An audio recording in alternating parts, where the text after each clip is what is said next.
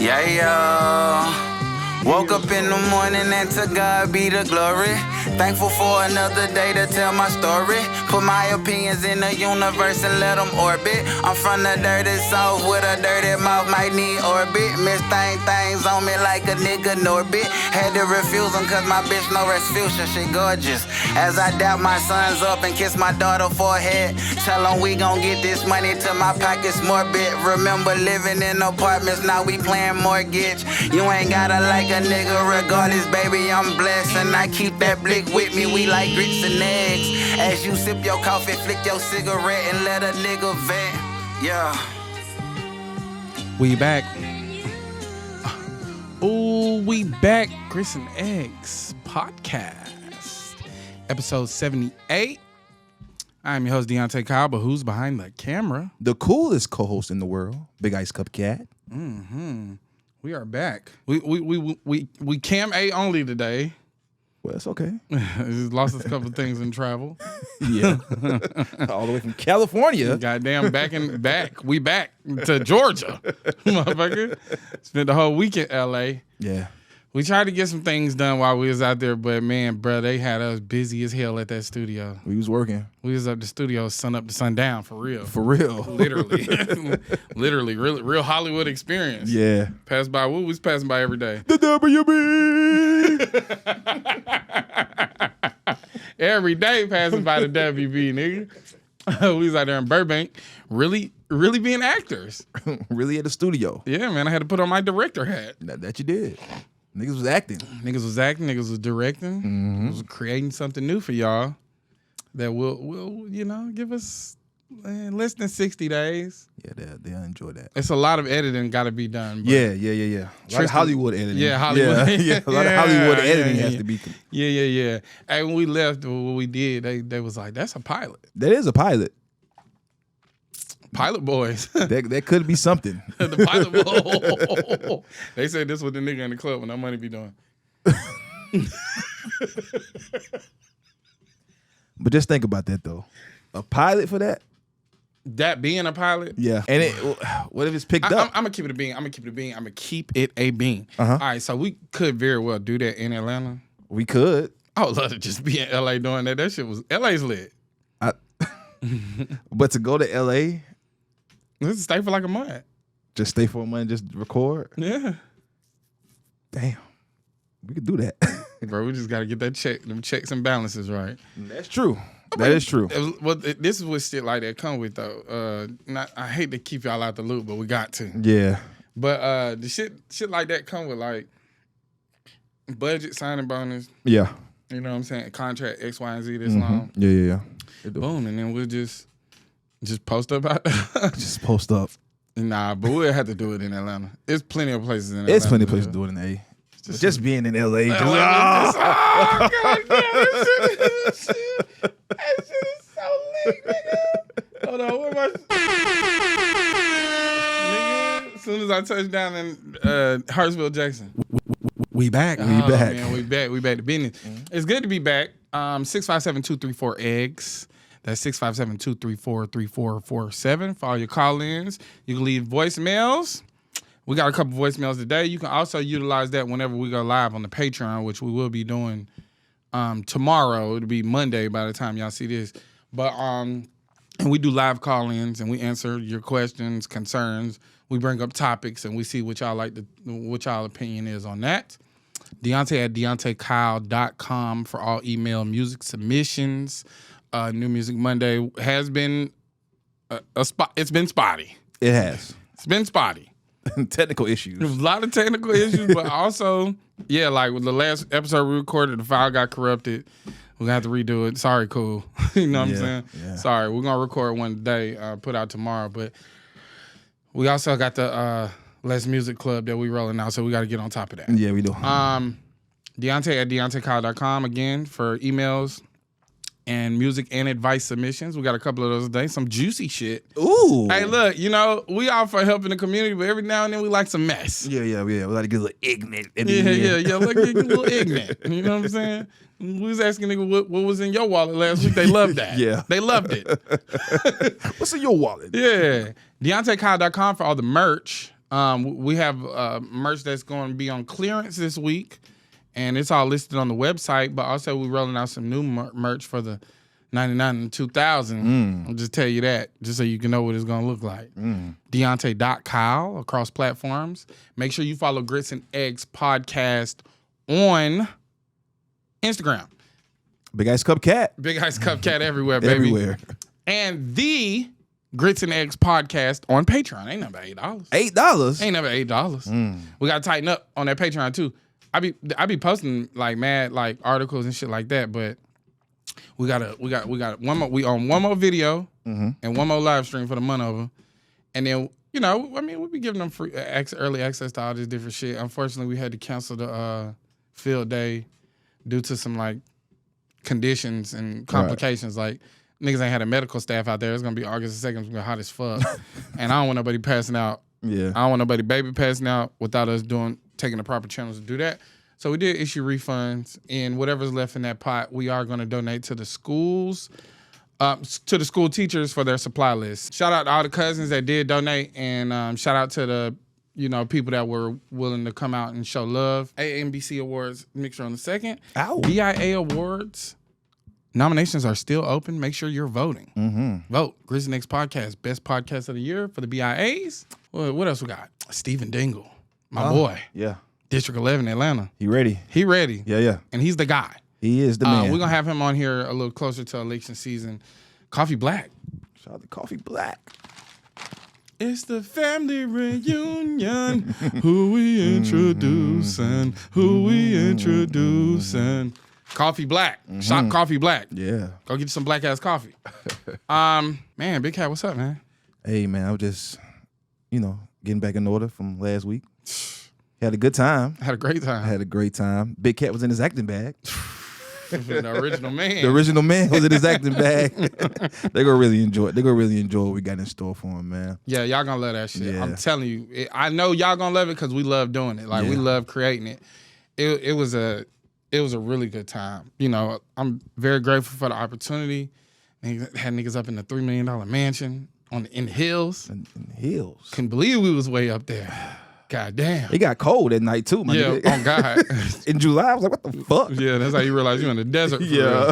Yeah. Temperature dropped drastically, dog. I always wondering, like, why do California niggas dress like that? Yeah. They be dressing like it's hot and it's cold. Because it is. Because it is. Literally, you can wear anything in California. You can wear anything. It's hot and it's cold. But neither too much where, it, you know what I'm saying, it's going to bother you too much. Yeah. Shit was lit, though. We do have to run a promotion because we are going to be in Virginia at the Atlanta Comic-Con, and that's going to play right now. Yo, it's your boy Deontay Kyle, host of the Grits and Eggs Podcast, and I am excited to announce that me and the whole Grits and Eggs crew, Big Cat, Suki, Tristan, will be attending the Atlantic Comic-Con in Norfolk, Virginia, August 23rd and August 24th. Yeah, we coming to that 7-5. We pulling up. Norfolk, Virginia, August 23rd, August 24th, Atlantic Comic-Con. Now, you can go on AtlanticComicCon.com right now and see the whole list of guests that will be attending. They'll show you the best places to stay, exact locations, where to buy your tickets. It's all there. It's all there and it's spelled out. They didn't cover every base. Now, as far as our participation, on August 23rd, we will be hosting a meet and greet. We're going to have our own booth. We're going to be in there flicking it up. We're going to have the merch available. And we're going to be there live and in the flesh, kissing babies, you know what I'm saying, hugging the people, shaking the hands of the people, doing all that good thing. But on August 24th, we will be hosting a live recording of the Grits and Eggs Podcast. It'll be a live show with our special guest, the Conscious Lee. Now, what we're going to be discussing there is along the lines of the mission of the Atlantic Comic-Con, being that it's only one of 6 Black Comic-Con events in America. And that's going to be the roles that we've played as Black Americans as being exclusionary towards Black nerd culture. So we're going to discuss some inclusionary practices that we can implement, and we're going to reflect on the exclusionary practices and why those things took place in the first place. Also, we're going to be discussing some black historical figures such as W.E.B. Du Bois, what his legacy was and how people view his legacy now to this day. So, pull up, Norfolk, Virginia, 757, August 23rd, August 24th, Atlantic Comic-Con. Yeah, we're just going to be out there doing our black ass thing. And I can't wait to see you there. Peace. We back. We saw no gangbanger while we was out there, nigga. We was up there spoiled as a motherfucker. We was so far away from anything potentially dangerous. Love that for us. Yeah. Mm-hmm. It was on 55th. No, it was not. We was nowhere near. Nowhere near 55th. We was up there where cell service sucks. Yeah. Bad cell service. We did record Patreon while we was up there. It is chaotic. It is all over the place. It's all over the place. We was drinking tequila. Heavy. But the backdrop was amazing. The backdrop is crazy. I mean, crazy. I mean, goddamn. Every day we seen it, we was like, man, goddamn. Brad, look different. This is what we waking up to? Yeah, every day, man. That shit was lit. In the hills. Real hills. Shout out to Bradley. Oh, my God. Hey, look, man. All right. I can't do a full review of Alfredo 2 just because when it did drop, we was having a party. Yeah, we did throw like a little shindig. We did. To take us on out. And then on top of that, shit, niggas had to get on that plane. Mm-hmm. I had to do the most to get in that motherfucker. I almost missed the motherfucker. You gonna text me, grab my bags in Atlanta. I said, huh? I almost missed that motherfucker, man. I was shook. But either way, we will do a full review of the Freddie Gibbs album next week. I've listened to it since. That shit hard. Really ain't no skips on that motherfucker, but anytime Freddie and the Alchemist get together, ain't no skips. Alfredo too. We're just talking about something, man. All right. I'm getting up in age. I'm 35. Mm-hmm. Let Slim Thug be a cautionary tale.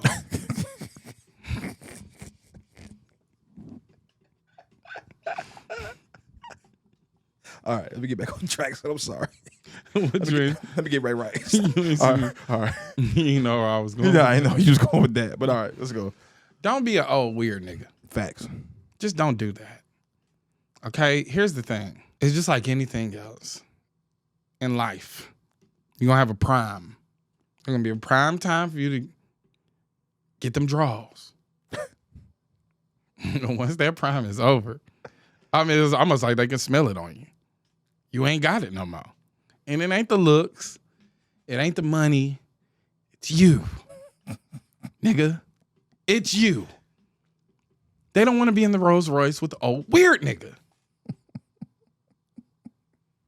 Fuck that Rolls Royce. Dre and Lex had you on the show, Poor Minds. What you up there? Y'all don't want me? Sir, granddad, it's AARP time. Yeah. It's time, brother. It's time. It's time to start thinking about retirement. Every time Meg Thee Stallion move a muscle, he on her. She's 20 years younger than you, dog. Yeah. Tighten up. Tighten that up. You're embarrassing your kids. Yeah, that's my dad. Like, damn, what if Meg and your daughter actually had got along at one point? Now she got a severed relationship. Your dad keep being weird, nigga. Yeah.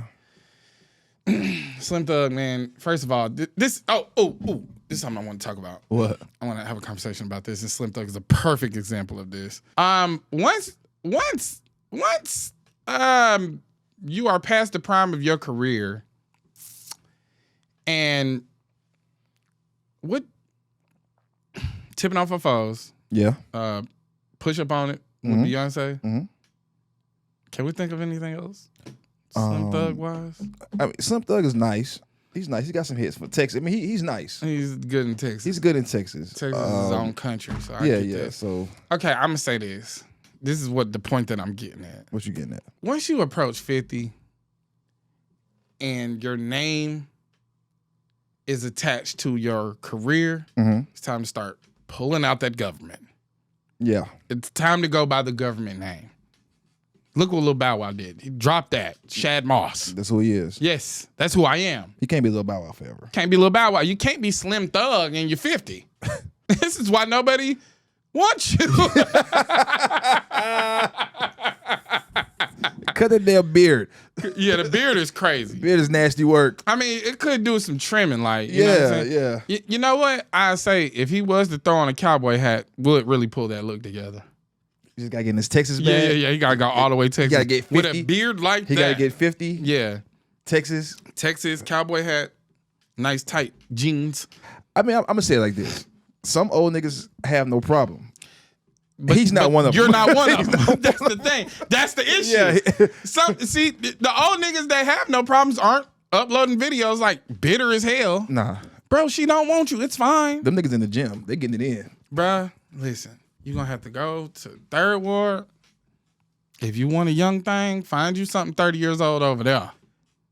Yeah. He can go 35. He can. How old is he? I think that nigga like 50, bro. Hold on, let me see. Yeah, he can go 35. There's some good 35. Texas? Houston? Bro, you're so many. 44. He's 44. Okay, he's not that old. He's not that old. He acting old. He acting old. Yeah, he's acting He old. acting washed. Yeah, You, and you are. He's but washed. The thing is, yeah, you are washed. Fine. You're obviously still getting money. That's great. He's getting money. Find you a nice woman and settle down. Yeah. Okay? The young hotties, they don't want you. Nah. You made Lex and Drea uncomfortable for an hour and a half. The young hotties wasn't even born when he was tipping on fofos. They don't even know what that means. Nigga, we was in high school. This is my thing, Mr. Thug. We gotta act your age, man. Yeah. Your name is Slim Thug. This ain't no thug shit. It's very creepy. You're a creepy man. You being a fucking creep. You being a weirdo. Yeah, you're 6'9". It doesn't help. Dare I say, I won't bring up Shaquille. What Shaq do? I'm just saying, you know, Shaq like the young hoe too. Yeah, but Shaq ain't like loud with it though. Shaq just show up with his feet out. Yeah. Feet out, 4 pockets full. 4 pockets full, he gonna pay for it.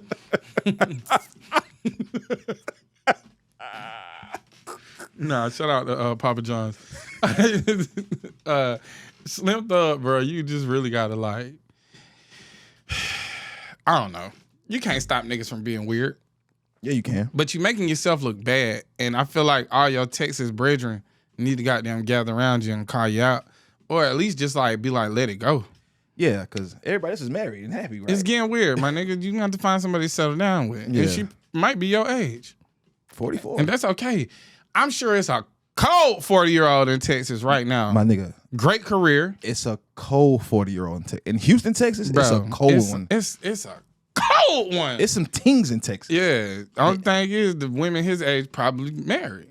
He can't find nothing. Yeah. He been playing. Well, but he also playing the internet games and shit. Yeah. Man, you gonna get got like that, dog. Unless you just want just a life of tricking, then maybe that's what it is. Nah, he want Meg Thee Stallion back. He can't get Meg, bro. He can't have Meg, bro. Clay Meg. got her. Yeah, Clay. Clay, shoot him down. One of the half of the Splash Brothers. Brother splashing. He definitely splashed. Shorty gave him $300,000 watch. That nigga Slim Thug was. I would never let a woman buy. You need to let a woman do something. Yeah, you need something. Something needs to be done for you. Because the way you're acting, sir. You need to be catered to, my brother. Yeah, something's wrong. And then Clay Thompson, she's such a nice woman. I said, look at Clay. Yeah. Go, Clay. Clay, an upstanding citizen. good young man. Good right young there. man, son. Full head of hair. Hey, Clay gonna be wearing a do-rag in 2 weeks. He already wear a do-rag. Nah, Clay but half black. But it can be different. Different do-rag. He just had the do-rag on, flap out. You do what I'm saying now? This shit gonna be velvet. Yeah. He ain't gonna tie it up. It ain't just gonna be for bed. Yeah, he just gonna have them on He hitting the the streets with that bitch. And they gonna be warming up with that bitch like LeBron. Yeah. Make the stand, you gotta make the difference.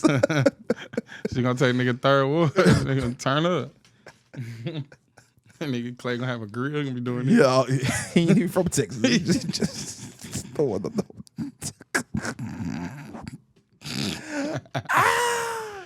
Ah, man. Slim Thug. Man, man. I would never, bro. Trust me, bro. Hey, and I'm gonna keep it real with you, between me and you. If either one of us ever start showing signs Of what? slim thugness, Oh my God, nah. they gotta have an intervention. Yeah, but it's like, we be around women a lot, and they be like, "Yo, y'all some really cool niggas." Yeah, because it ain't always about fucking. We just be chilling. Laughing, joking, Yeah. having a good time. Make sure you get home safe. Make sure you get home safe. That's it. I mean, no worries when you're around the Grits and Eggs crew. No worries. No slim thugs. No slim thugs around here. You gonna eat. You gonna go on about your business. Go on about your business. If you choose to stay, That's on you. it's got to be a choice. Got to be a choice. It's got to be consensual. It's a lot of uproar right now. I want to talk about this, and I want to provide just a wee bit of nuance to this situation. So you've seen the Polo Oak Bluffs collection. Yeah. Kind of highlighting like old black money, black wealth, Jack and Jills of the world. And I don't think the conversation is being had in the right way, which it never is. It's always a us versus them mentality. It's always, poor people, we make shit lit in the hood, and that translates to, some type of national influence. We could say this about, Young Dro with Polo. But Young Dro, there's levels to that Polo shit, all right? And there always has been. The hood didn't get Ralph Lauren popping. He was popping already. Yeah, he was already He's been popping since the 80s. There was a whole movement in New York, the low-life movement of niggas boosting Polo. Yeah. And like rocking it on the streets. The thing is like we discovered something that may have been out of our price range or tax bracket at the time, and we got it lit. And we got it, we made it a thing amongst our community that was already a thing amongst other communities. And I think that we need to have the conversation about this, right?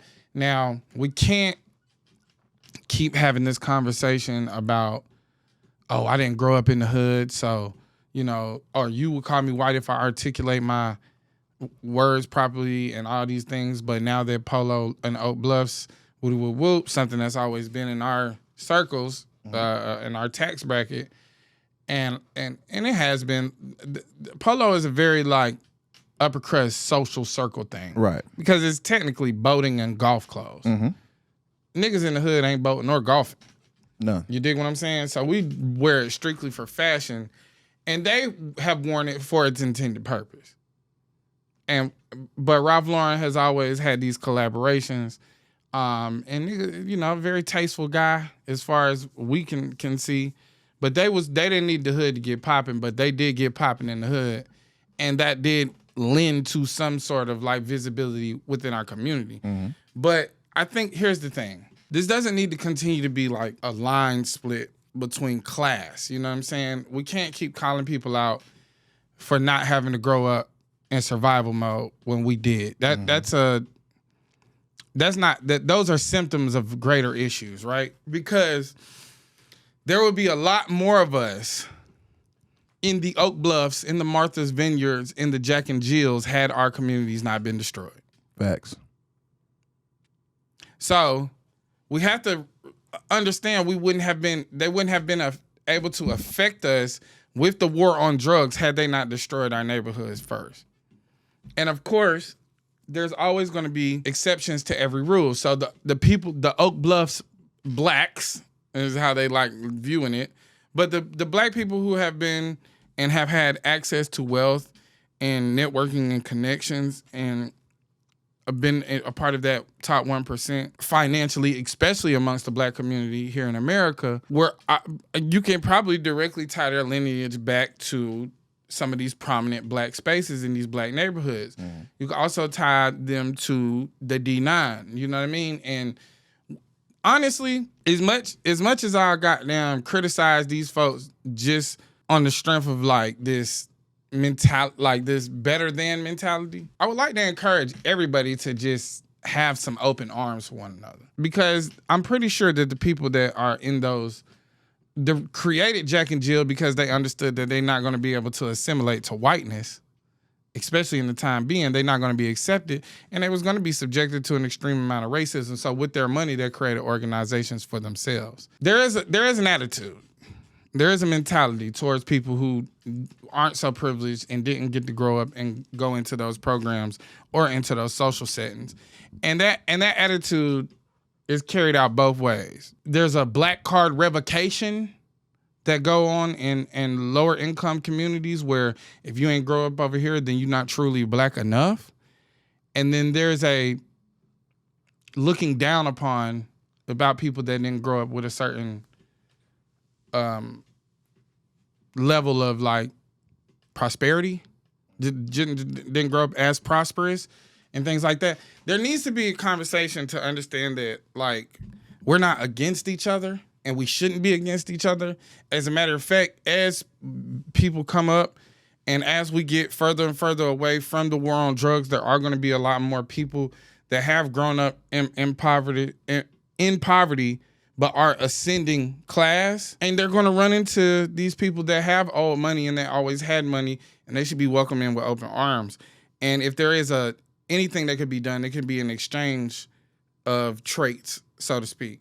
Like, I shouldn't have to fully assimilate into whatever it is that you grew up on, and you're definitely not going to assimilate to what I grew up on, but there can be some exchange of culture and experience that can strengthen both. You know what I'm saying? Because naturally, the person, somebody like a Jay-Z, is not going to have the same experience as Blue Ivy, but he's putting her in position to have a different experience.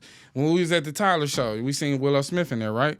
And she doesn't have the same experience that Jada and Will had, and nor were her kids. But she's fast tracked into like these rooms and these networks where she's going to have access to certain things. Mm-hmm. And I think that the Smith kids are like a great example of like publicly what black kids look like when they don't grow up in survival mode.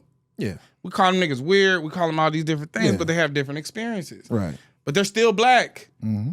We can't get to this place where like we'll say blackness is not a monolith, but then also like ostracize black people if they don't grow up in the struggle. The struggle is the thing that connected us, a lot of us. Mm-hmm. That struggle was not self-imposed. It wasn't our idea to flood our neighborhoods with crack. It also wasn't our idea to burn down all of our prominent black neighborhoods. A lot more of us would be experiencing the D9, the Jack and Jill, the Oak Bluff experience had they not destroyed our communities. So I think that we need to stop looking at a way to like every situation that happens, we try to find a way to be divisive about it amongst one another. Are we not all black? Just because we don't all have the same experience, we're still all black. And we don't have the same present experience, but rewind. Just go back 150 years. Ain't no Oak Bluff blacks then. It's just all niggas. A lot of decisions were made. A lot of things happened since then, since the abolishment of slavery, and black people went all over this country. Great migration. We've all had different experiences. We all speak in different accents. And poverty is a glue. You know what I'm saying? Because we all digest the same products here. Mm-hmm. So the thing that's cheap here is cheap in California. The TV that we watch here, they're watching in California. Mm-hmm. We're gonna have some cultural overlaps. We're gonna have some dietary overlaps. We're gonna have some religious overlaps. That all aid in our experience as black people. That doesn't mean that that's the only experience. Even if it's the more common one, it's not the only one. And we can't box black people in like that. Now, me personally, I just don't have any, like, I don't have a dog in the fight.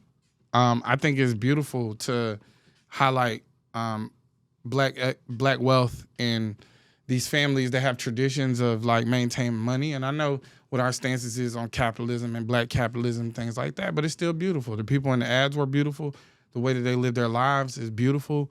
And I think that given the opportunity, all of us would aspire to put our kids in positions where they can live a life of like opulence and networking and connections and having a faster track to success through not only like wealth, but nepotism and things like that. I mean, that is the goal. You don't want your kids to work as hard as you did. Mm-hmm. If my child comes up and he wants to be in media, I would hope that I've built enough connections to be able to put him in a position where he's successful in media. And if he fails, it's on his own accord, but it's not out of a lack of access. And I think that that's all that is. That just shows that this is generational access to wealth, to connections, not only in finance, but in education. And, you know, it's not a better than thing, right? It's okay. Because when we celebrate the hood, I would hope that nobody sits back and be like, well, why they celebrating them? And I'm sure people do, but when they're celebrating Old Bluffs, we shouldn't be like, well, why they celebrating them? Just let them have their moment. You know what I'm saying? It's important for us to see every side of us in this country, and that black money is a often quiet sector of our community. It's very quiet. It's not something that's showcased. Black luxury is not showcased in this country because they don't really want you to know it exists. And I think the thing is like, it's all a part of the experience. And if we don't want to be a monolith, then we have to stop rejecting things when they aren't monolithic. So, you know, shout out to all the people involved. I mean, it looked amazing. It looked good. It looked very good. Yeah. I fuck with it. If you're not familiar with, like, you know, Polo and, you know, the purple labels and all these different things that he has, you can go look at HR Clothiers. You remember that? The HR Renee, they had that shit on. They had it on. We was having that shit on when they sent it to us, you know what I'm saying? But they sell similar things that are like a little bit more like dandy, you know, black dandyism, prep type vibes, a lot of HBCU influence. It's HR Clothiers, I think it's Clothiers. We'll tag them, whatever. But it leads me into this idea about impact versus influence. And what is the influence that the black community often has on pop culture? When we talk about somebody like Young Dro, do we consider that impact or does it consider influence? Now, in that case, where we're still talking about it 20 years later, it's definitely just impactful. Yeah. It may be influential at the time, but a lot of people have a lot of influence that have no impact whatsoever. Mm-hmm. And then we have people that come along that have such an impact that naturally creates an influence. I think what we're doing over here is less influence and more impact. Right.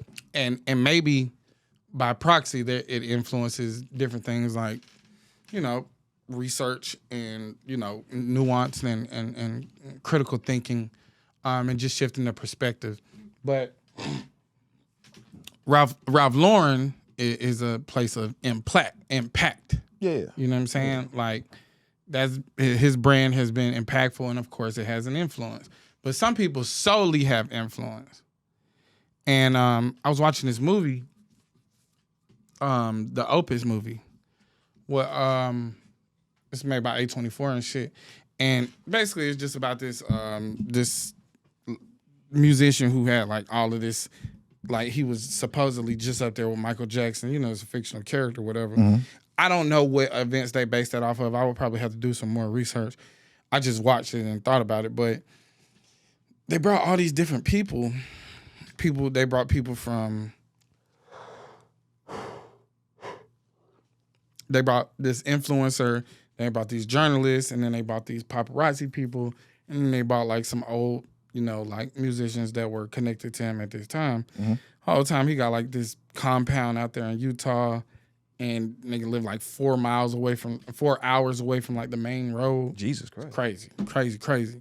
So, yeah, and the interesting thing to me was like when they got there, they took the phones, and the influencer was like lost. You could tell she didn't know what to do. Even when it came to like, it took her a few days to even get acclimated to like interacting with people in a real way because her whole life is like on her phone. And I think about that in conjunction to like how we operate with people today, where you meet somebody who has such a like bubbly personality and they're so like upbeat and, you know, they appear to be extremely cool and such a vibe online. And then you meet them in person and they're extremely standoffish and like kind of like reclusive and things like that. And one could say that it's like stuck up, right? Like they full of themselves or anything like that. But I think the reality is we don't realize like all of their interaction is happening through these phones. Oh, wow. And maybe they don't know how to act when they're in person with people. No, that's true. And furthermore, maybe they've always struggled with interacting with people in person, interpersonally, and it didn't really find themselves until they had some type of influence online. Yeah. And so I just think about this a lot. Like when you getting up and you on your phones, do you want to leave an impact or do you just want to influence? And oftentimes the influence is always going to be towards consumption, and you know, kind of furthering the agenda of these ad agencies and these advertisers and this capitalistic society. Like has relied on influence for a long time from celebrities. This is where we get... Now, you remember these shows that we used to watch? MTV Cribs? Yeah. Being out there and seeing, like, not only, like, how expensive those homes are, but, like, where they are and how they're, like, constructed. They're constructed to only have enough for the person that owns it. Yeah. It ain't no street parking. There ain't no. It's only enough for me. I spent $3 million to live up here, and there's only enough for me. That's it. If you don't have a garage, or if you don't have a driveway, which is very rare up there, nobody has driveways. The only house that we really seen with driveways were the ones that were literally on cliffs. Yeah. You dig what I'm saying? And it got me thinking, like, you know, just certain conversations we was having with certain people. And they was like, oh, well, if you sign with this agency, this, you know, they probably own a house out there. So when you come out here, they just put you in that house. Oh. Yeah. Okay. So that's all MTV Cribs is. That's it. Just a nigga showing off somebody else's house. Yeah.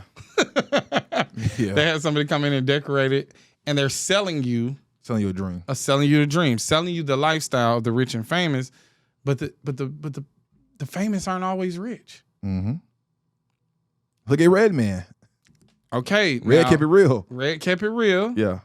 And it probably had one of the most memorable episodes. The best one. I don't remember any of the other episodes, to be quite honest. That's it.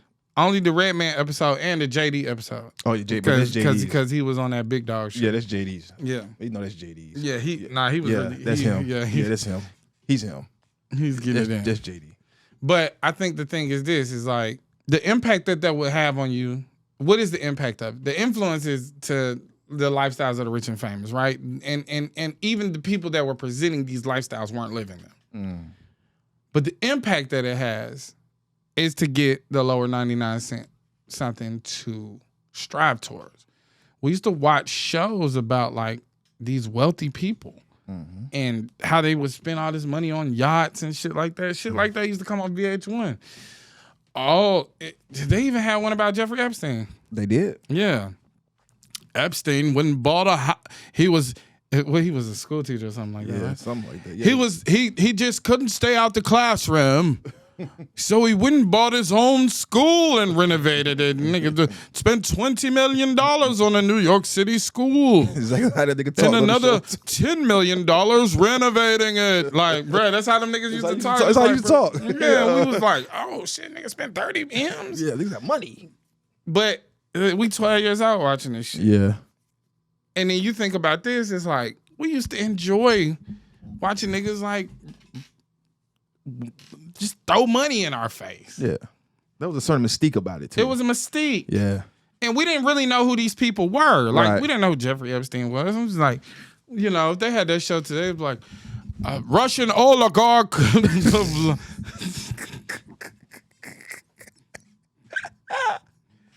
Hey, yo. Yo. Who's son? What's the nigga name, son? I don't know. Say it again, son. Say it again, son. Just give me a weird Russian name. Say Russian.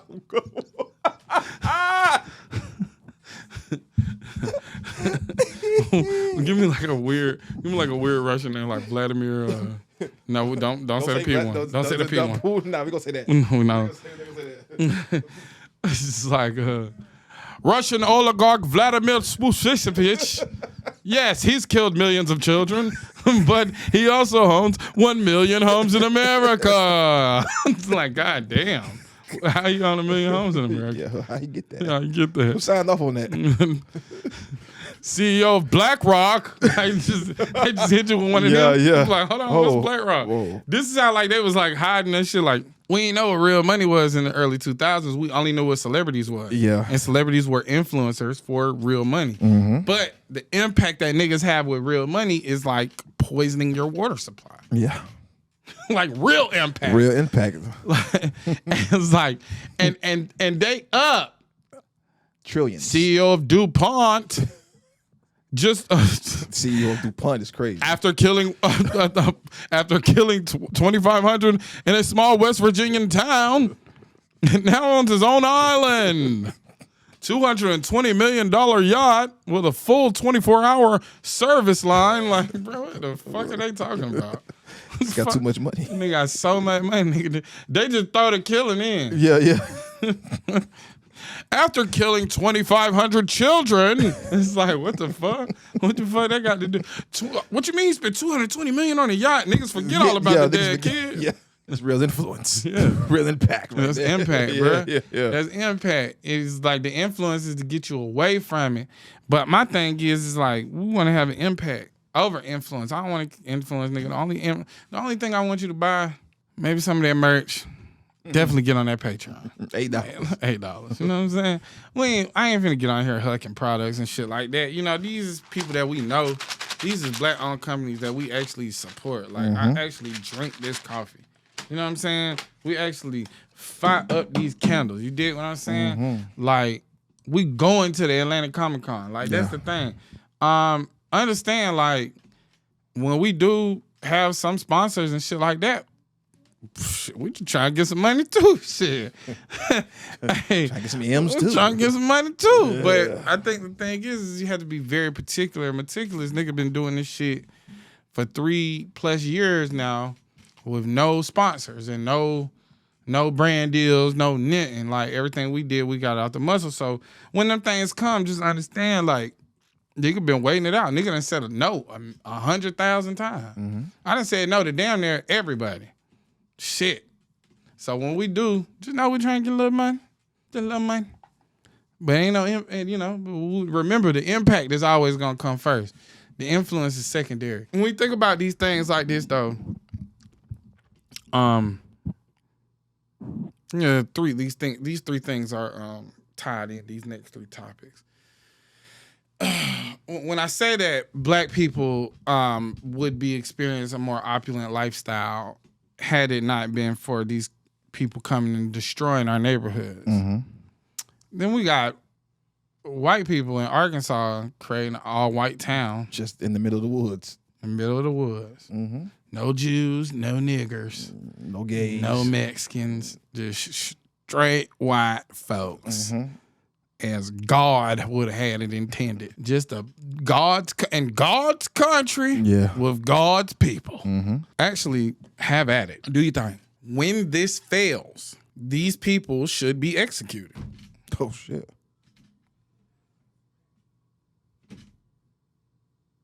You think so?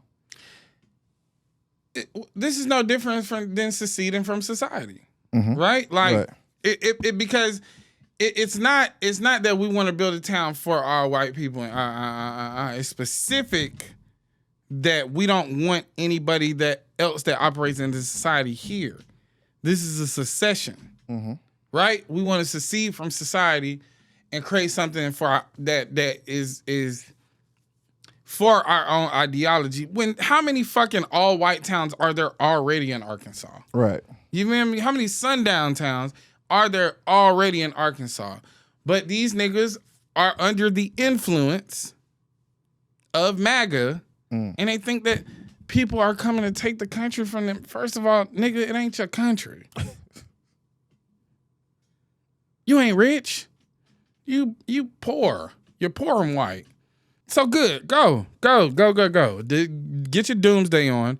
Create your all-white town. Execution was a little far. That was crazy. Yeah. I'm thinking about it now.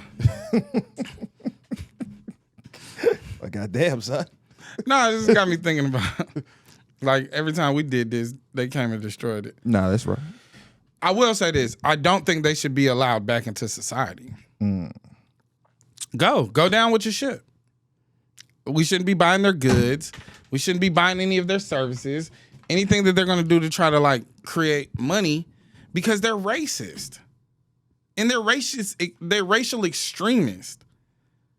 They're white supremacists and they want to create their own town and we're giving that national news for what? Jubilee, platforming fascists for what? Sydney Sweeney with American Eagle doing Nazi propaganda for what? And it's all layered. All of these things are connected.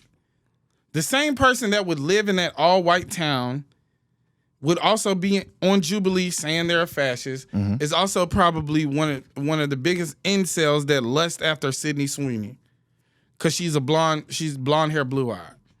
And what is she saying? Genes determine so many traits. Hair color, eye color, bone structure.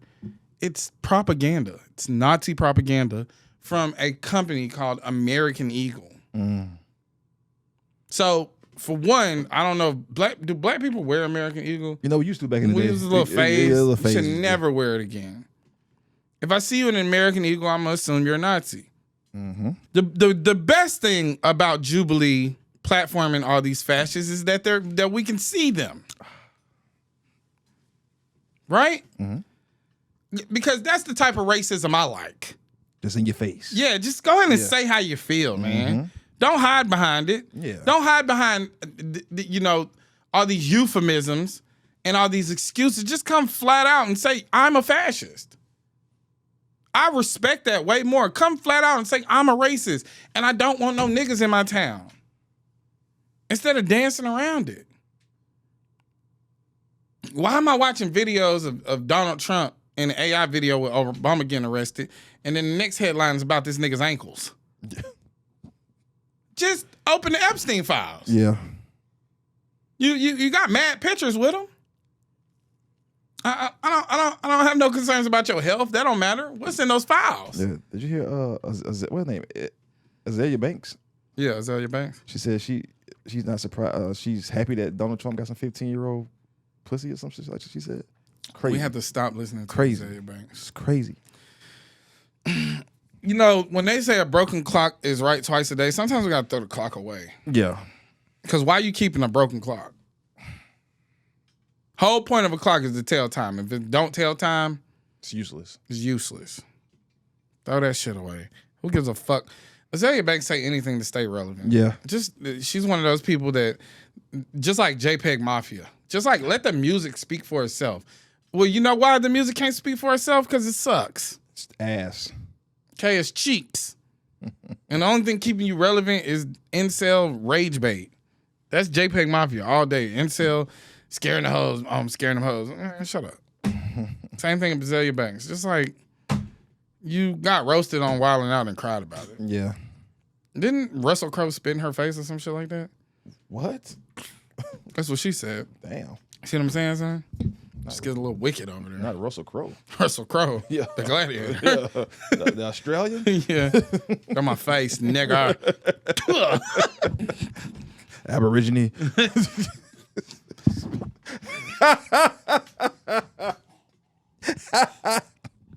It just hit you?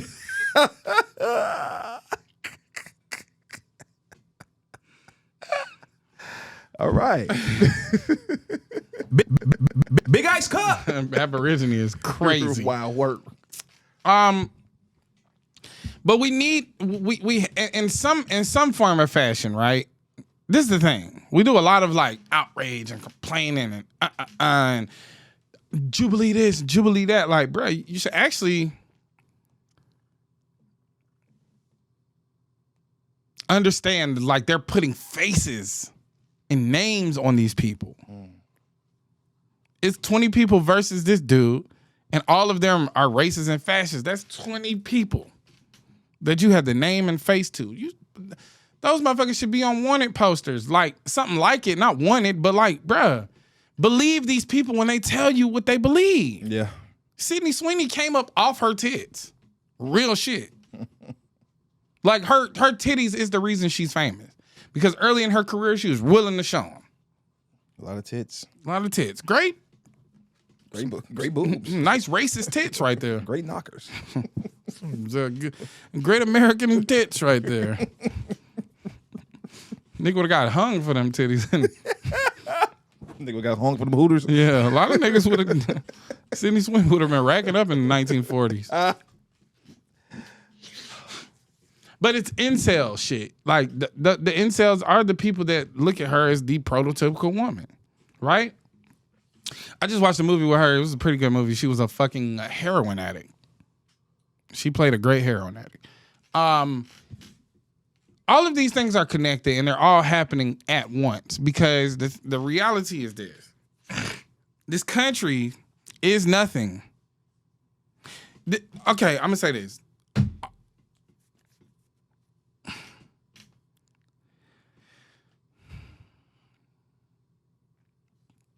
You could take 75% of the white people that live in this country away tomorrow, and you wouldn't miss anything. Because they don't contribute anything but hatred. We can keep like the lawyers and CEOs and and probably not keep them, to be honest. A big part of the problem. Big parts of the problem. If you take away the population of black and people of color, this country is shit. And it will eat itself in a matter of 50 years. Because white people love war. So think about what it would be. Think about what the lines would be drawn, right? If there's no people of color to fight and point the finger to, they're gonna start pointing the finger at each other because all they want to do is kill. And it would be a civil war. Like, I'm telling you, tomorrow, if all the black people and all the people of color left this country and went back to their country, as they always say, even though this is our country, if we left and went back, they would just do what they did when they got here, fight amongst each other. You know what I'm saying? Niggas came over here to a new land and still had Civil War, still had Boston Tea Party, still like they can't help but to kill. They have to have war. And within probably 5 to 10 years of us being gone, you would think they would have a utopia, but they need war. And it would just be a civil war. Civil war between right and left, or whatever the case may be. They'll find something new to fight about. You know what I'm saying? Who's really white and who's not, and all this shit. You know, they'll figure something out. Yeah, they always will find something. It'll probably be a war between blonde and brown hair, blondes and brunettes. Probably. Yeah, who got brown eyes, who got blue eyes. Yeah. They'll find something to discriminate against because they truly can't desire peace because they are descendants of criminals. Australia and America is like the two countries where like the origin of it is overwhelmingly like originated by criminals. The British just gave us their worst. They ain't like damn. They can't be here. No. Gotta send them niggas somewhere. There's New World out there. Go find it and just go settle there type shit. But it as these things get increasingly more like frequent, you know, with this like Nazi propaganda and people coming out as fascists and these all white these white towns popping up and things like that, because this is just the beginning of that. We should take note of this as a country, and those people should be left out of the country because they don't want to be here. You know what I'm saying? But they don't have nowhere to go back to, quote unquote. Like this to them, this is it. Just like they want people to go back to their country when this is their country. So it's like, but those people should be like ostracized and exiled, because if we would have did that with the Confederacy, we wouldn't be in this problem today. I feel like every person that was a warrior of the Confederate Army, upon them losing, they should have just got rid of them. They should have executed all of them. It was already a war. All they did was take the mentality with us and find their way back into government, and there you have it. Trump 2025. So I don't know, man. I just really don't. I don't get offended by it, because it's like, at least they're being honest. Yeah. I could respect honesty. Mm-hmm. I understand the impact that it can have on like children and people that are more susceptible, but you know, back in the day, they was honest about how they felt about people of color and black people and women and Jews, and they was honest about it. Yeah. Which was, I think, why there was an effective fight against it, because we knew exactly who we was fighting. These motherfuckers like to hide behind haircuts and politics now, and won't just come straight up and say what it is. You know, they want to tell you they want immigrants to enter the country the right way. Well, what is that? Yeah. Because they'll never tell you what that is. There's no such thing as that. It ain't not to them. Mm-hmm. They just don't want them here. Yeah. So they jump through all these loops and hoops, and they lie. And I think that's the most despicable thing about you. You're already a racist. And you're a liar? Tighten up. You got anything else, Big Cat? Nah, man, I'm good, man. Let's get into, you want to get into some emails and stuff? Yeah. We'll be right back after this commercial break. Ow. We back. All right. Let's get on some of these voicemails. Hey, Deontay, Big Ice Cup. What's going on, man? It's your boy O from the 615, man. First, okay, I'm going to make this quick because I know I can be long-winded. Number one, I'm proud of y'all, man. Especially you, Deontay, bro, like from going from watching you in the truck to seeing you, I mean, leading mind changes in the community, bro. Like it's some real shit, bro. It's real dope to see, man. Yeah, what else? It's a few things, bro. Oh, bro, you need to make Deontay Kyle and the Panderers, bro. You need to get that on the merch for real, bro. Like if you get that on the, I mean, I'm gonna buy some other merch, but as soon as you drop that shit, if you drop it, I'm getting it, bro. Like you should make like whole jerseys, bro. Deontay Kyle and the Panderers, bro. Let these niggas know, bro. Who needs to pander? Who needs to pander, bro? Like niggas is mad because we look good and we love women, like for real. Like not just for sex, not just, you know, to feed our egos or whatever, but we actually like women. We actually want to see them succeed. We actually want to see them do better, bro. Like dudes is crazy, man, for real. But yeah, man. Other than that, I'm just happy to see the movement, happy to see the growth, all of that, man. And yeah. Also, last but not least, that Freddie Gibbs, man. That Freddie Gibbs album is something serious, man. For sure. Yeah. I appreciate it, bro. You just called to show some love, for real. Yeah. Hold on, let me see what we got. Yo, this is Tyler the Philosopher. It's like my third time trying to do this. I keep messing up. I don't even know if it just sends whenever you end the motherfucking call or whatever, but I just want to let you know I got your message. You know what I'm saying? I got your message sent through the universe about, you know, shy people caring and we need to hear from them and all that jazz. So I just wanted to let you know I started my show and everything called I'm So Not Sorry. Again, I'm So Not Sorry on YouTube. Go check me out. I got some of the same talking points and just me giving my philosophy to the world and my way of thinking, trying to help out my community. I do got a question. Are you a J Electronica fan? One, and did you visit a written testimony in 2020? And I want to know what you thought about it then, and I want you to revisit it if you don't already still listen to it, and tell me what you think about it now, because to me, it's a masterpiece. So I just want everybody to go check out my show and everything. on YouTube. My channel is called What the Family 123, but my podcast is called Again, I'm So Not Sorry. We're trying to build something for the community.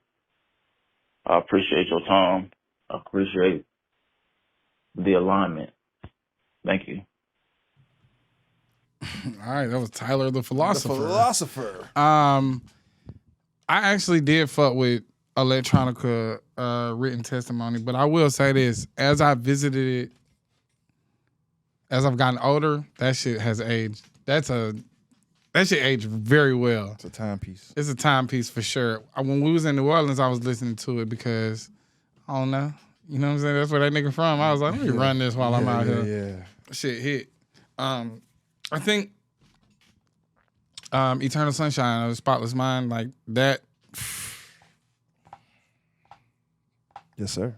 Man, if you ain't a J Electronica fan after hearing that, I don't know what to tell you. This is one of the people that have like very minimal productions out, very minimal like tracks and records out, but for some reason like he just got that following because like he's God level rapper. He was outside of the courthouse when Diddy was on trial with two Great Danes. He's a mythical creature, son. Just showed up to the courthouse. Two Great Danes. I'm here to support my brother. I was like, all right, well, that's but he is a Rothschild. He's not a Rothschild. He had a baby by a Rothschild. Well, I guess he's a Rothschild. Exactly. Exactly. Exactly. Well, I guess DNA, he's a Rothschild. Imagine that. Nigga from the third ward, Magnolia, and the Rothschild had a baby. But did they even mean that? Yo, how are they in even the same space? Yo, that's crazy though. Rap music, man. You hear the story that Bun B told about J Electronica? Said he was in Europe. J Electronica went to go to the studio. First of all, he picked him up in a Maybach. Drove about 2 hours outside of the city to like this farm. It's J Electronica in the studio, just in a farm, in the middle of nowhere.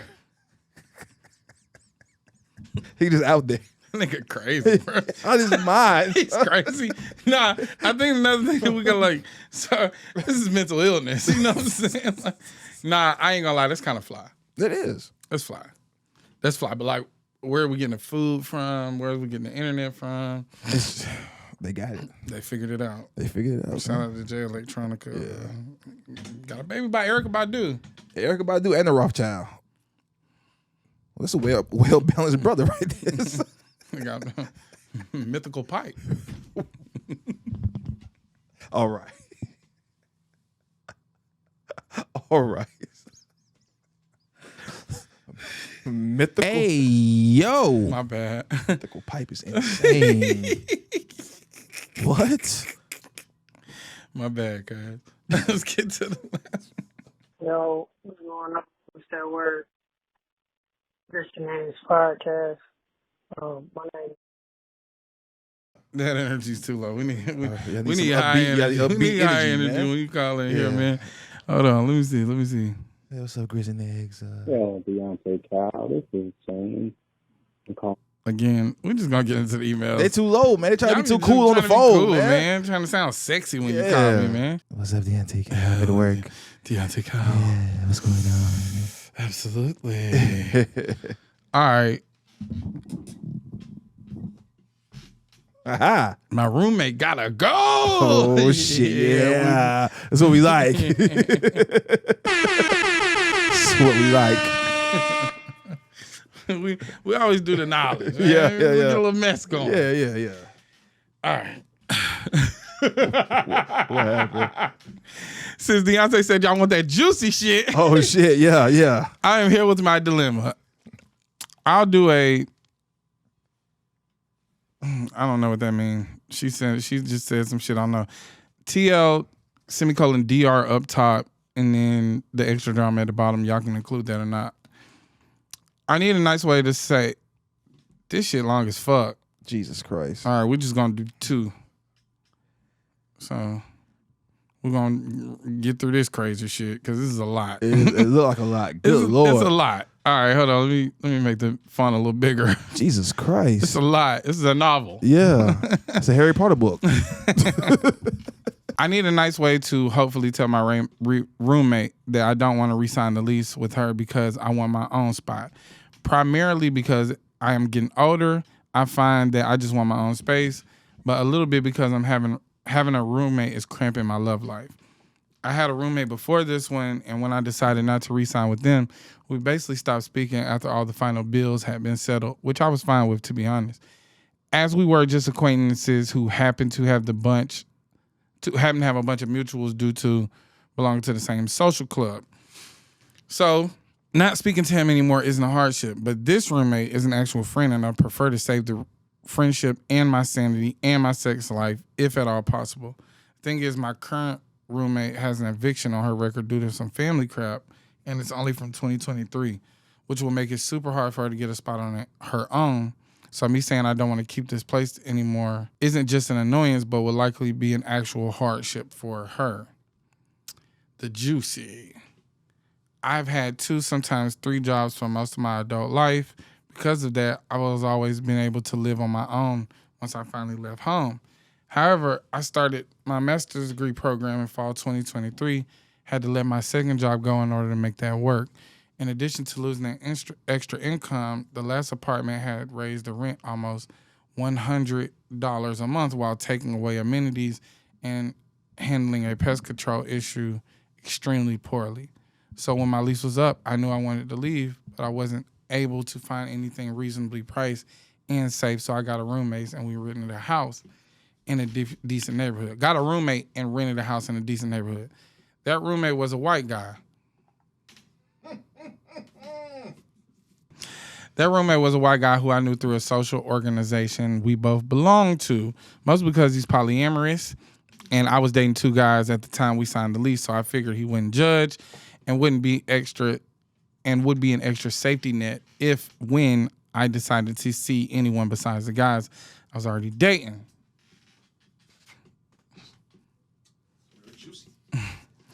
Young lady gets around. Wait, is it a woman or a man?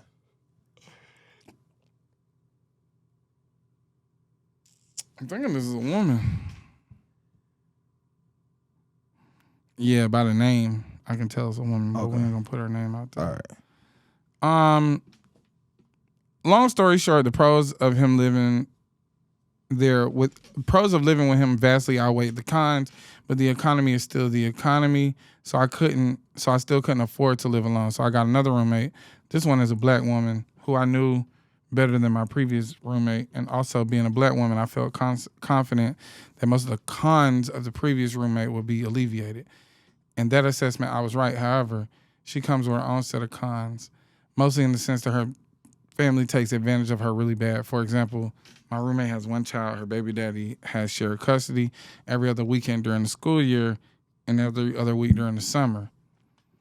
Every time her daughter is gone to the baby daddy house, her 16-year-old niece trying to come over there, or her brother and sister-in-law are trying to pawn their younger kids off on her because the sister-in-law is pregnant and too tired.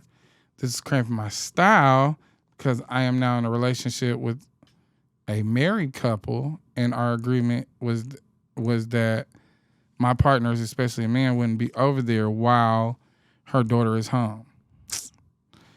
But because of how her family takes advantage of her, even when her kid is gone, there are usually other kids in the house. The family taking advantage of her is also why she has an eviction on her record.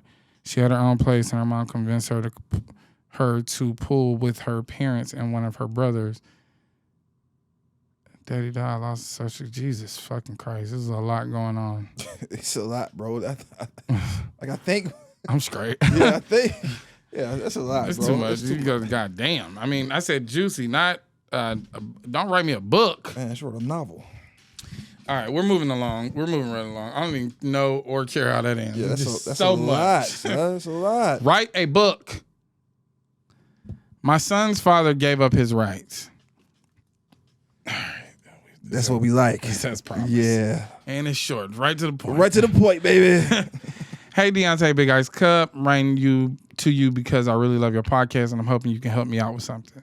29-year-old woman from New Jersey who has a 5-year-old boy. I got his name is blank. nickname is True. I got his middle name because he became the fact of my life. Oh shit, it's very real New Jersey. Yeah, son. Yeah, real fact, like truth, baby. This is real spill, my nigga. Yeah, shout out to Truth. Yeah, True. Yeah. I had to go through a lot of things during pregnancy, and I decided 2 years after he was born to go to court. His father, a 36-year-old man from Philadelphia, Pennsylvania, we tried to make things work, but we couldn't get along. After a court hearing last January, he reached out to my lawyer and said he wanted to walk away. He signed his rights the same day. It was a very sad situation.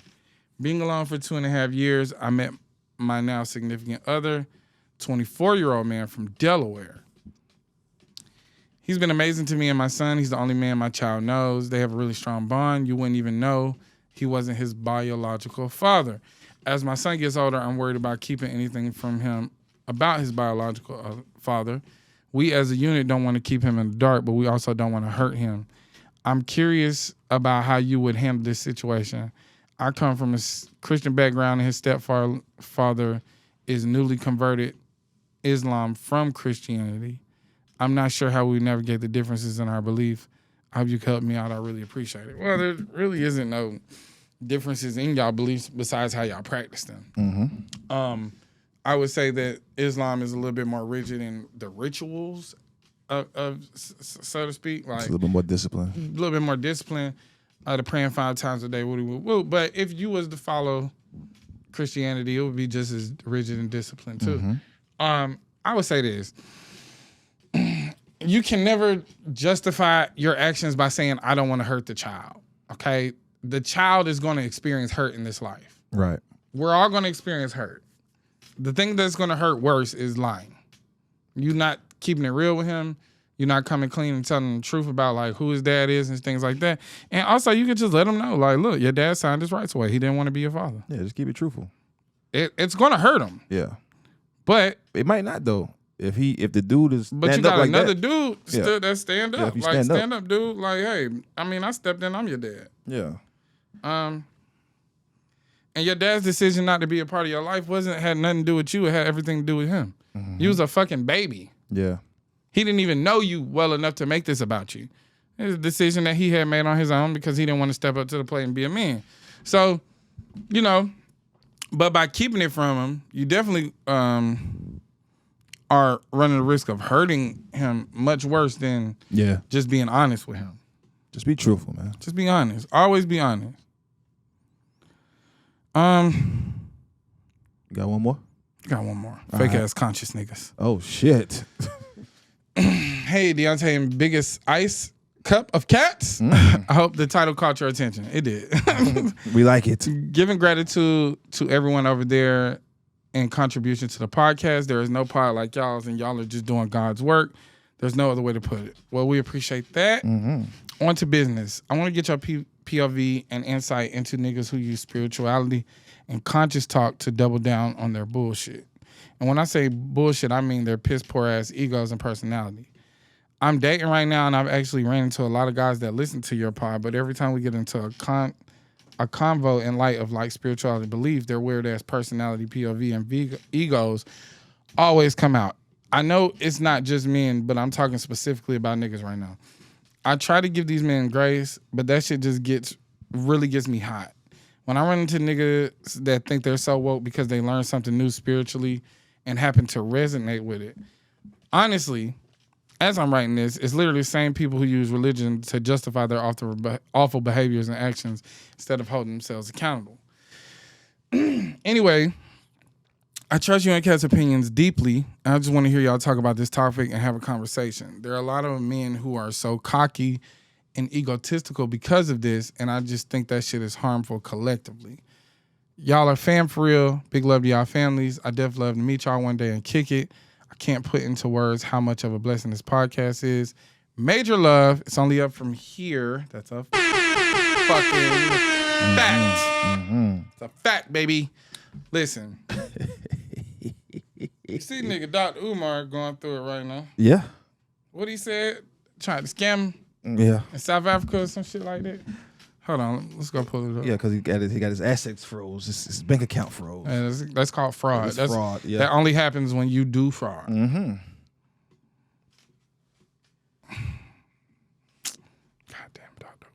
Well, here's the thing. Like, knowledge is such a powerful thing that it gives niggas identity that didn't have identity before. So they see sisters elevating their minds, and they're like, "Oh, I got to get in on this to get the sisters." But really, that's where they heart at. It's not pure intentions to be a knowledgeable person.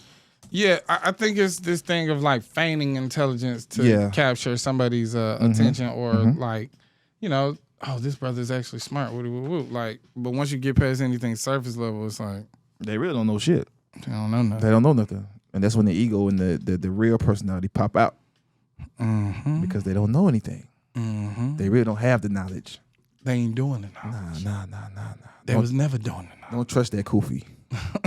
Don't trust that kufi. Can't trust that kufi, man. Don't trust that kufi, yo. You cannot trust that kufi, man. Nah. Yeah, because it can get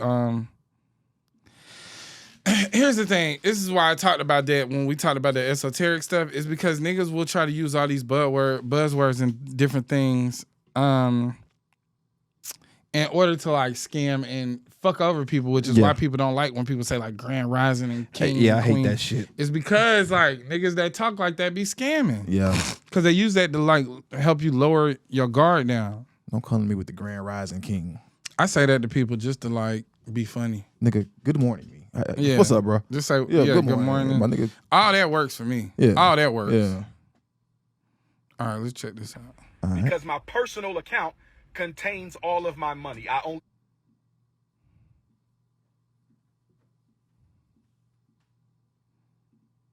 Dr. Umar has access to no money right now because my personal account contains all of my money. I only send it to Apple Pay and PayPal as necessary.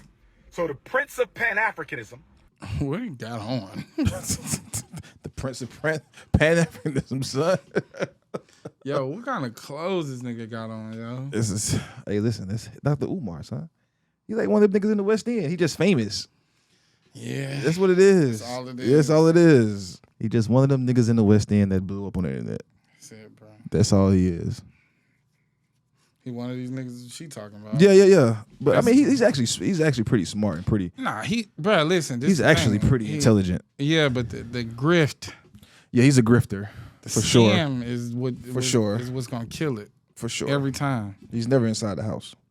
He's in the car right now. In the car outside. Or at the airport. First time in my life is without any digital currency. So for my loyal supporters out there, if you can spare a few dollars so I can take care of Queen Mother Ifa Tunde and myself until my bank account is frozen or canceled so I can get my money back and open up a new account, please hit my Apple Pay or hit my PayPal. My personal PayPal account is Umar the Psychologist at yahoo.com. So that's paypal.me/Umar the Psychologist, paypal.me/Umar the Psychologist, paypal.me/UMARTHEPSYCHOLOGIST, paypal.me/Umar the Psychologist, or hit my Apple Pay using my cell number 215-989-9858. 215-989-9858. I've never asked the people for $1. I have never asked the people for $1 in my life. I've only asked you to donate to the FDMG Academy for Boys. I don't have any sons. I have 2 daughters. So the FDMG campaign is a selfless project, mission, and service to provide our boys with the education that they deserve. But right now, I don't have any money because my account was frozen by my bank because someone has been trying to hack into my account, hack into FDMG Academy account. So the FDMG Academy account is frozen. My personal account is also frozen. That means we're going to lapse on our utility bills. We're going to lapse on our internet bill. We're going to lapse on a lot of our bills at FDMG. The bank is not giving me a timeline as to when this situation is going to be resolved. Hey, man. Shit happens. I ain't gonna lie, that sound like the type of shit that happen when you doing fraud, bro. Yeah. Also, too, what is it? It's just like he begging for money. No, he's begging for money. And the other thing is this, like, he talking about they gonna lapse on the utility bills and all this. Why have you never made a video inside the school? Ever? Yeah. I think he did. I think he showed it around once. Hey, listen. It's not finished by a long shot at all.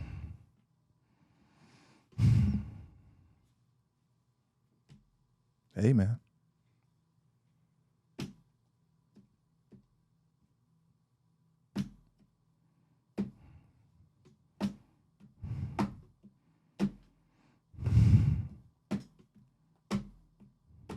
What's wrong, man? What's wrong? This is a bad look, bro. Like, golly, man. Hey, man, listen. This is a bad look, bro. Hard times fall on everybody sometimes. They do, man. but like, damn, bro. It's like, you know, you've been very high and mighty. He's been very high and mighty amongst the black community, and it's his way of thinking is the way of thinking. He's the Prince of Pan-Africanism and all this shit, and it's like they froze your accounts, but why? They don't just freeze accounts for no reason. And like, you can't just try to hack. Bank accounts ain't just something to hack into. And if you did get hit with fraud or anything like that, they wouldn't freeze your account. Yeah, they would start getting you to approve and disprove transactions. Yeah. They froze your shit, which means you did something foul, bro. Yeah, doing fraud with them fucking donations. And there's plenty of things that he could have did online. 19 Keys even said that, like, why don't you just start like an online school? Yeah. Where you teach classes and you offer mentorship. Yeah, a virtual online class. A virtual online class where you can have courses and you can use, there's apps out there that'll help you do that. But nah, he want them donations. Cause that's how he eating. Let's keep it real. That is how he eating. Cause he don't even have a job. He don't even teach nowhere. He's not even a college professor or none of that shit. He just out here in the wild. It's crazy. Living. Son. That's crazy, son. Well. My boy Umar finna have to go get a real job. Nah, he gotta get a job, son. Or he might go to, or I mean, depending on how this shit, he might go to jail. Let's not hope the Prince of Pan-Africanism. I don't want that brother in jail. Who's the king of Pan-Africanism? Just Marcus Garvey. I would say so. Episode 78. 78, baby, in the books. God damn. Help a brother out, please. I've never asked the people for nothing. Help a brother out, please. Damn, man. Help a brother out. That's some change. Man, it get a little nasty like when the old head niggas, like they over 45 and they start going Mohawk. Can't go Mohawk after 45. Dr. Umar is a cautionary tale as well. Yeah, he is. Him and Slim Thug, like that old school scamming, man, it don't hit the same no more because he's too visible. Like he's everywhere. He's on everybody's podcast. I don't know, you know. 657-234-X. Call in. The Grits and Eggs podcast on Patreon, $8. That just kind of, that made me a little sad. Made you sad? Yeah, man. The Prince of Pan-Africanism? Then the car begging for money, man. Damn, bro. Well, shit happens. He looked rough too. Yeah, he ain't got that he ain't got that glow about him. Yeah, He ain't got that glow. He ain't got that glow. He normally got a little glow about him. Yeah, well, he's fucked.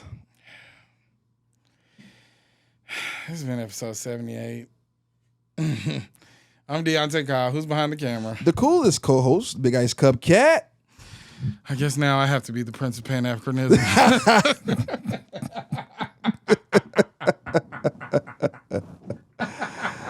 Oh my God. All right, I'm Deontay Kyle, Prince of Pan-Africanism. Who's behind the camera? Big Ice Cup Cat. Big Kwanzaa Cat. Big UMOJA Cat. All right, man. Episode 78. We'll see y'all next week, man.